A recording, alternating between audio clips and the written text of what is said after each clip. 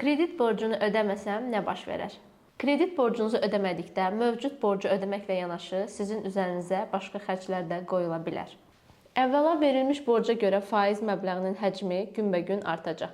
Belə ki, faizlər borc məbləğinə əsasən hesablandığından müvafiq aylıq ödəniş icra edilmədikdə bu zaman müqavilə üzrə cərimə faizləri tətbiq olunacaq. Bu cərimələr isə iki formada ola bilir. Bir dəfəlik və ya hər gecikmə gününə görə hesablanan cərimələr. Borcun gecikdirilməsinə görə banka zərər dəyərsə, bu zərər məbləği də sizdən tələb oluna bilər.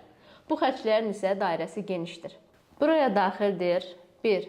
Borcun ödənilməsi ilə bağlı telefon xərcləri, məhkəməyə, borcluya və üçüncü şəxslərə göndərilən poçt xərcləri. 2. Məhkəmə prosesi zamanı ekspertiza, mütəxəssis cəlb etmə və qiymətləndirmə xərcləri. 3. Borclunun girov və sair əmlakının tapılması ilə bağlı xərclər. 4. Borclu məhkəməyə hüquq şirkəti və ya hüquqşünas vasitəsilə verilirsə, hüquqi xidmət üçün çəkilən xərclər. Bütün bu qeyd edilənlər borclunun borcu gecikdirməsinə görə üzləşə biləcəyi maddi itkilərdir. Lakin bunlarla yanaşı, onu həm də bir çox hüquqi risklər gözləyir.